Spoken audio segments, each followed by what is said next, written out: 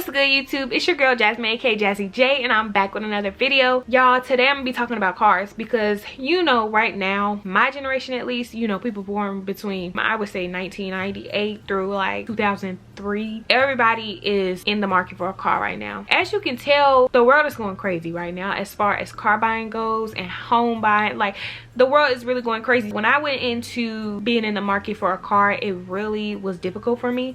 I didn't realize how much goes into car buying and how prepared you should go into it, so I was very unprepared. It didn't make it harder for me, but it would have been easier if I knew some of the stuff that I knew before going into it. So I decided to do this video just to bring you some tips and some tricks to get the car that you really want, and let's get into this video. So my first thing would be to go in with an open mind. And I feel like this kind of goes without saying, but definitely go in willing to check out other makes and models. You may have a certain car that you want in mind. When I made the decision to buy a car, I went in thinking I wanted a Kia Optima, at least 2019 Kia Optima. That's what I wanted. I wanted the car to be black, and I don't have a Kia Optima, to say the least. And I was able to try other makes and models and find something that actually fits me and find something that I actually like better than the Kia. You can have what you want in mind. I mean, definitely have like a build that you would like in mind, like a SUV, a sedan, a truck if you want a truck or something like that. But I would say try different, body types as well, because I have a sedan and now I want an SUV. That's neither here nor there, but just go in with an open mind, thinking of all the possibilities.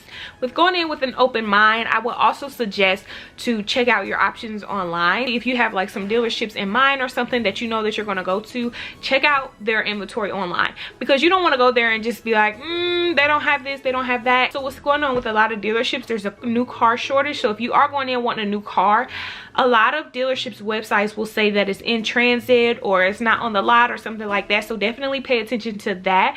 And then even some of their used cars are saying the same thing. Just look on the website, check their inventory and things like that, because a lot of dealerships do not have a lot of cars, especially sedans, on site. So definitely, at least in Indiana, definitely look on the website so that you can kind of gauge what's there. When you find a car that you like, definitely check the Carfax on it, because what happened to me was, as you know, you can see it in my video that I did way back when. I did have a Nissan Sentra at first, and I did not check the full Carfax on this car. So there was something constantly wrong with the car. I didn't know what was wrong, and there were repairs or things like that done on it before that I didn't know, so you never know if there was a repair on it that could have messed up the car. They went to some little hole in the wall place to get their car fixed and they jacked it up. You definitely want to check the Carfax, the accidents, all of that. You could be buying anything, and people will just tell you whatever you want to hear to get you to buy the car because they want to make money. That's the world.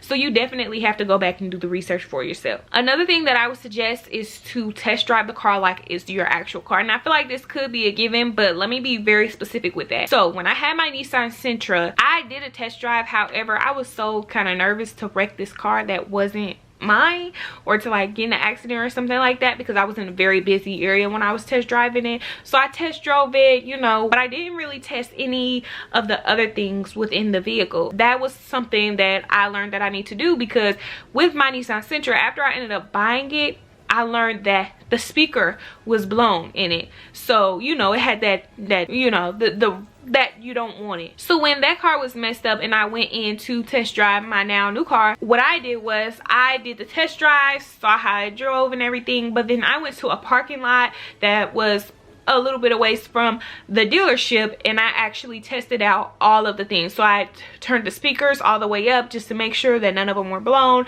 I tried the air conditioning. I turned the air conditioning all the way up. It was hot outside at that time, so I wanted to see how good the air conditioning worked. That's another thing. My Sentra's air conditioning did not work as good as my new cars now. Definitely test that air conditioning or heat, whatever season you're in. Test how quickly that comes on, because they do have that car sitting back there. Test the windshield wipers, test the turn signals, make sure all the lights and everything work. Turn the volume up to full blast just to make sure that those speakers are not blown in that vehicle, because they will sell it to you like that. Test it like it's your car, because if you want it to be your car, you want it to be working. So next thing that I have is to know your max. So you need to know what your max down payment is going to be, and then also what your max monthly payment that you want to make is going to be. They're going to purposely go over what you say. So don't even tell them anything when you go in. Don't tell them what you want your monthly payments to be. Don't tell them what you want to put down. Let them give you a price first, but have that in your mind. If you tell them, okay, I want to do a down payment of $3,000, they're going to be like, okay, but if you put down $3,100, then you can get this, or it'll do this. Don't let them do that to you.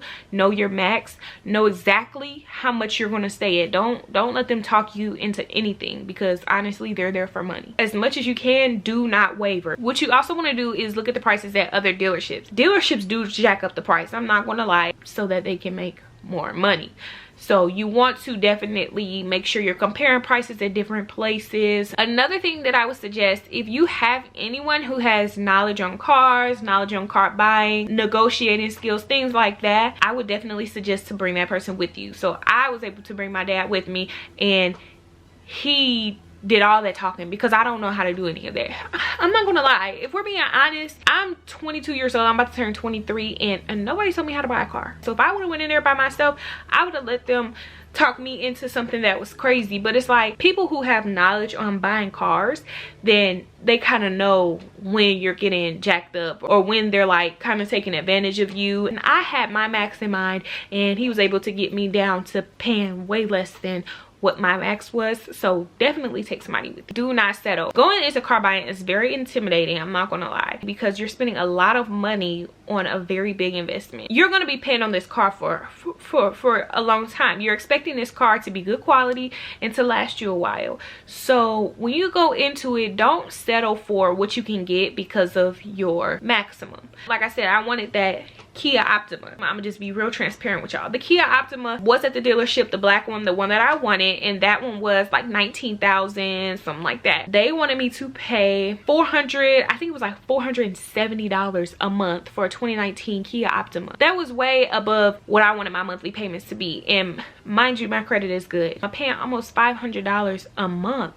for this car was not something that I felt interested in doing. And you know, for some people that may be reasonable, but for me it just wasn't. The car wasn't worth $500 a month. It just wasn't. There are other dealerships, there are other cars, but definitely don't settle if you don't think it's worth it. I could have easily just went ahead with that Kia Optima and been paying $470 a month, but now I'm paying $100 less than that, and I have a car better than that. Consider leasing. I don't know if I went over leasing in my other video or not, but basically leasing is where you get a new car every 3 years. So you basically are financing a car, but it's only financing for 3 years. You're only paying within that 3-year time frame. You're not paying off the car, because technically you're not paying to own it. When you lease a car, you can buy it and everything, and you can pay it off and have that be your car. However, more times than not, you're gonna have that car for 3 years, and then you're gonna be able to get a new car. Some people have way too much pride and just be like, no, well, you don't own your car, you lease it. Yeah, but you know, I'd rather lease a new car every 3 years than be driving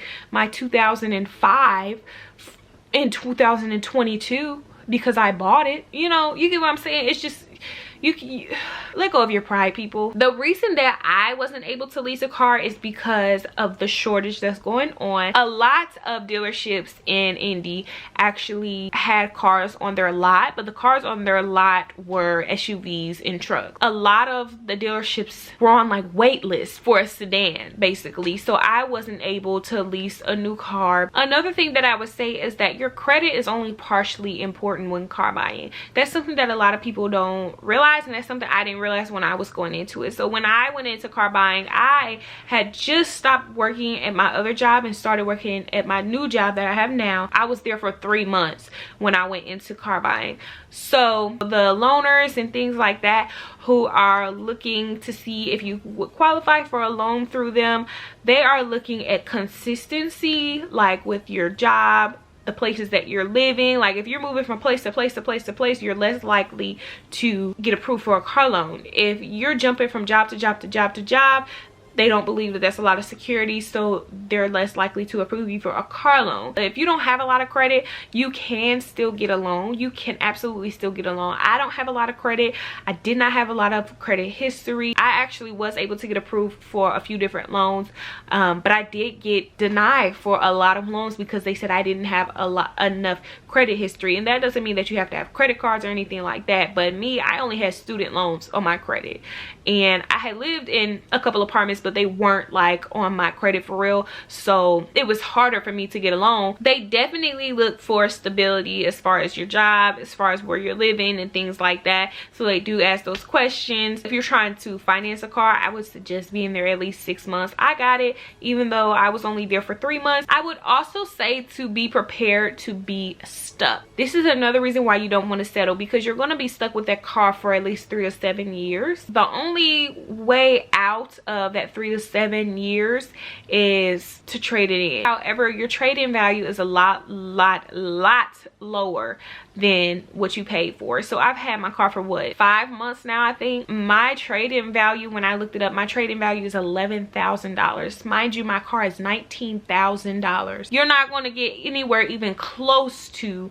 how much you pay for the car or how much you're going to be paying for the car. It's going to be a lot less. So be prepared to be stuck. And I'm sure next year when I get ready to trade in my car and get a new car, then my value is going to be a lot lower than that. So just be mindful. So the last thing that I would say is to be positive. It does take a lot of time, a lot of money, a lot of stress, but at the end of the day, this is an investment that you're making. So try and stay positive about it, you know, pray. But all right, you guys, those are all my tips and not tricks, but those are all my tips when it comes to car buying. That is the end of this video. If you did enjoy, don't forget to smash the like button, comment down below, and subscribe, turn on post notifications so you don't miss a video, because you don't want to miss this. I'll see you guys in the next